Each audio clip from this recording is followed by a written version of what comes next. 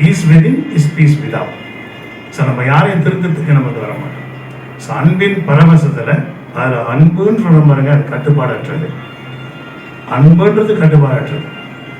அப்போ இந்த இடத்துல குரு அடிக்கடி சொல்லுவார், அதாவது அன்பின் இலக்கணத்துக்கு இணங்க நாம் வாழ்க்கையை வழிநடத்தணுமா. We have definitions for this word unconditional love. Are we in flow with the attributes of unconditional love? ஒரு 6 எழுத்து நம்ம சொல்லுவாங்க. கட்டுப்பாடு அன்புன்றது ஜாதியோ மதமோ இனமோ வர்ணமோ குலம் கோத்திரமோ ஆண் பெண் வித்தியாசமோ பார்க்காதது. ஸோ இந்த பொன்மொழிக்கு இணங்க நான் வாழ்க்கையை வழிநடத்துகின்றேன். Unconditional love that we see no barrier to race, color, creed, religion, caste, and gender. அந்த தெளிவு காரணம். அதுக்கு பிற்பாடு எந்த ஜாதி எந்த மதம் இதெல்லாம் நம்ம பேசவே மாட்டோம். சரியாங்க? அப்போ இங்கே இருக்கிறவங்க எல்லாம் வந்து எந்த ஜாதி என்ன மதம் அதெல்லாம் நம்மளுக்கு அக்கறை கிடையாது, கவலையும் கிடையாது.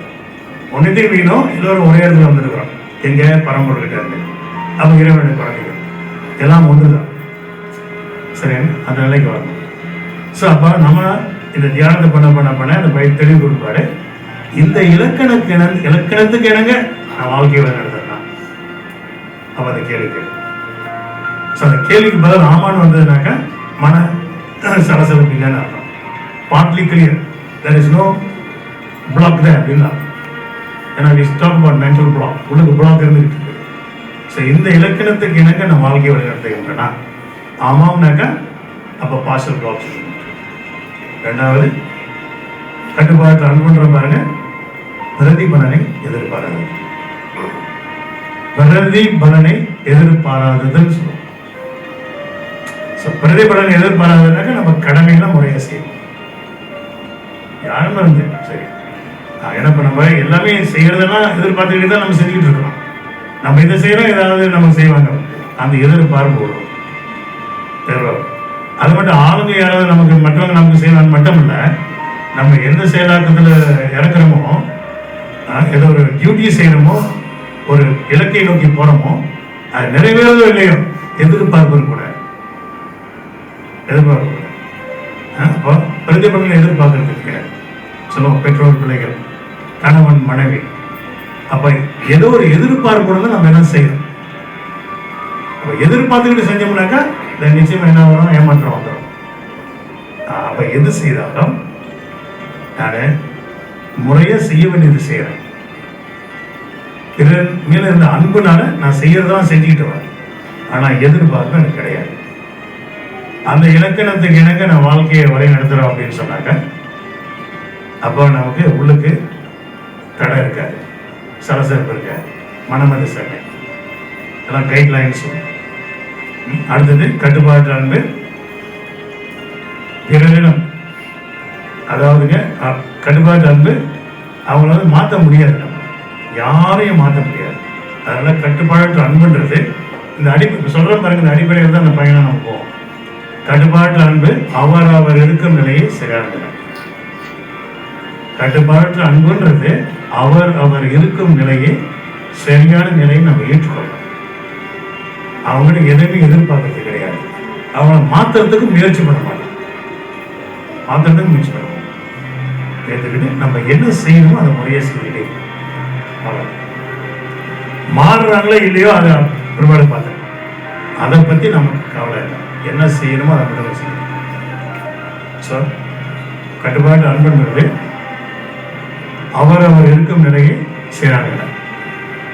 இந்த இலக்கணத்துக்கு எனக்கு நான் வாழ்க்கையை வழிநடத்துகின்றேன்.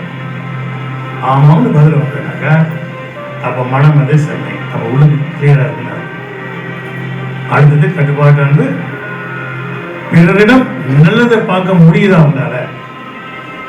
ரெண்டாவது அவன் என்ன அவங்ககிட்ட குறை இருந்தாலும் சரி, அவனிடமும் நல்லது உங்களால பார்க்க முடியுதா, அவனிடம் நல்லது பார்க்க முடியுதா. அந்த அன்பர்கிட்ட நிச்சயமா நல்லது இருக்கும். அப்ப அந்த புலக்கு இல்லாம பார்க்கணும், நீங்க அந்த அன்பர்கிட்டையும் நல்லது இருக்கும். கட்டுப்பாட்டு அன்புன்றது பிறரிடம் நல்லதையே பார்ப்பது. Highlight the goodness, downplay the weakness. இந்த இலக்கணத்துக்கு எனக்கு நான் வாழ்க்கையை வந்து நடத்துறேன். ஆமாம்னு பதில் வந்தாக்கா அந்த பிளாக்கு ரிமூவ் பண்றாரு. மனம் அது சென்னை. அடுத்த கட்டுப்பாட்டு அன்பு. நம்ம பிறரை உணர வைக்க வேண்டும் என்றால் நம்ம ஒரு தியாகம் இருக்கணும். சாக்ரிஃபைஸ் பண்ணி ஆகும். தியாகம் மூலமாக தான் அன்பை கொடுத்து அவங்களை உணர வைக்க முடியும். கட்டுப்பாட்டு அன்பு தியாகம் மூலமாக முதலில் கொடுத்து உணர வைப்பதுன்னு சொல்றோம். அதுவும் அந்த தியாகம் பண்றீங்கன்னா அதை கேட்ச் இருக்குது. தியாகம்னு சொல்லும்போது எல்லாரும் சொல்லுவாங்க, எவ்வளவு தியாகம் பண்றேன் தியாகம் பண்றேன் தியாகம் பண்றேன்ட்டு. ஆனா தியாகமா எதிர்பார்ப்போட செஞ்சிருப்பாங்க. இவ்வளவு தியாகம் பண்ணி இந்த மாதிரி அட்டுலையும் பண்ணிட்டாங்க அப்படின்னு அந்த பேச்சுக்கு இடம் கொடுக்குறாரு. நீங்க பாட்டுக்கு செய்யறத செய்துக்கிட்டே போயிட்டு இருக்கு. அவ்வளவுதான். அவங்க மாறுறாங்களோ திருப்பி கொடுக்குறாங்களோ இதெல்லாம் ஒண்ணும் வேண்டாம். நீங்க செய்யறத செஞ்சுட்டு போங்க. இந்த இலக்கணத்துக்கு என்னங்க என் வாழ்க்கையின் வளையத்துக்கு பதில் ஆமாவும் நடந்ததுனாக்கா அப்போ நல்ல பிளாக பாட்டி போட்டுட்டாங்க. சரியா? மனமது சமை. அடுத்தது கட்டுப்பாட்டு அன்பு. ஞாபகம் வைத்துக் கொள்ளுங்கள். நீங்க எப்படி மனநிறைவோடு இருக்கணும்னு விரும்புறீங்களோ அது ஒவ்வொரு மனிதனுடைய பிறப்பின் உரிமை. நீங்க எப்படி மனநிறைவோடு இருக்கணும்னு விரும்புறீங்களோ அப்படிதானே எல்லாம் விரும்புறோம். எப்போதும் நம்ம மனநிறைவோடு இருக்கணும், சந்தோஷமா இருக்கணும் அப்படி விரும்புறோமா இல்லையா? அது ஒவ்வொரு மனிதனுடைய பிறப்பின் உரிமை.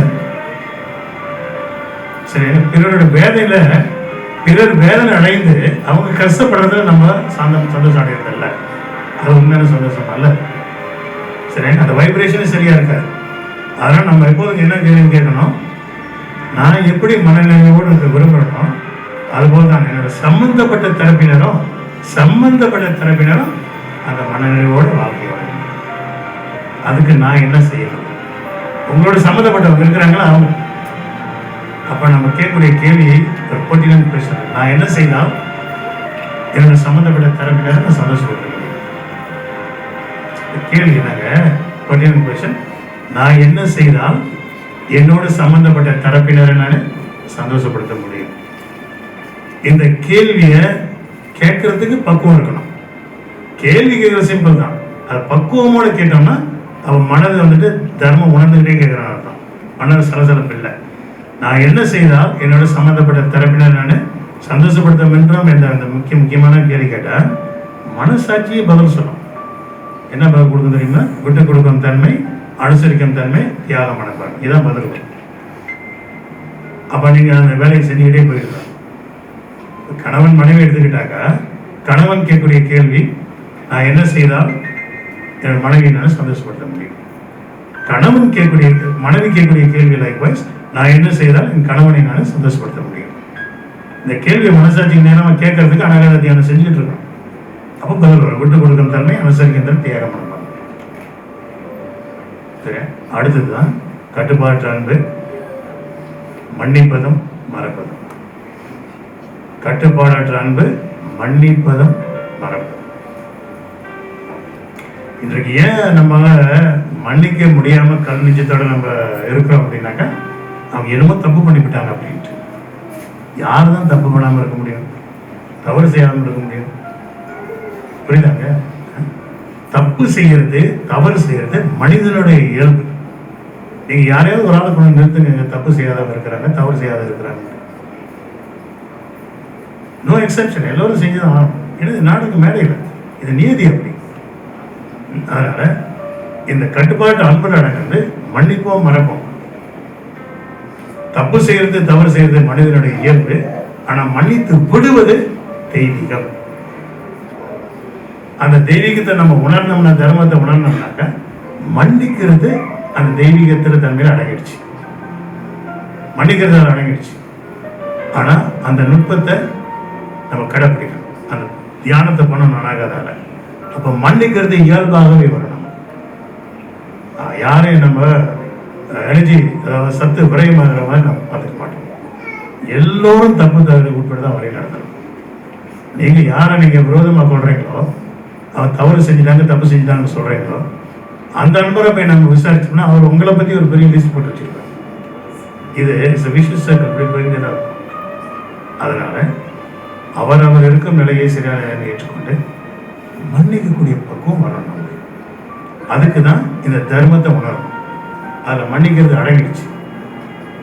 தப்பு செய்கிறது, தவறு செய்கிறது மனிதனுடைய இயல்பு. மன்னித்து விடுவது தெய்வீகம். நீங்கள் மன்னிக்க முடியலன்னு சொன்னீங்கன்னா, மன்னிக்க முடியல அப்படின்னு சொல்லிடுங்க. என்னென்ன தெரியுமா உங்களுக்கு இருக்கும்? உங்களுக்கு என்ன இருக்கும்னு நினைக்கிறீங்க? மன்னிக்க முடியலன்னாக்கா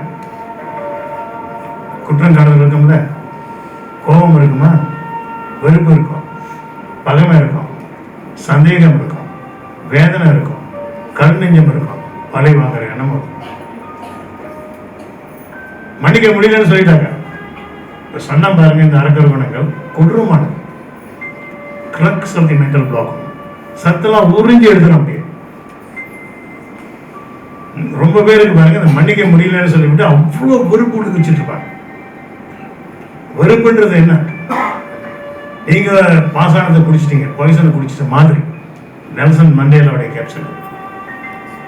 வெறுப்பு இருந்ததுன்னா நீங்க பாசானத்தை குடிச்சிட்டீங்க, பாய்சனை நீங்க குடிச்சுட்டு. எது வெறுப்பு வந்து எதுக்கு சமம் சொன்னேன்? வெறுப்பு வந்து பாசானத்தை குடிச்சதுக்கு சமம். Equivalent to you drinking what? Poison. அது வெறுப்புன்ற வார்த்தை. நீங்க என்ன நினைக்கிறீங்க? உங்க விரோதியை கொண்டுரும் அப்படின்ட்டு. உங்களை தான் நீங்க கொண்டுருவீங்க. நீங்க நினைக்கிறீங்க நான் வெறுப்பு அவங்களுக்கு வாங்க, அவனை தான் நான் அழிக்க போறேன்.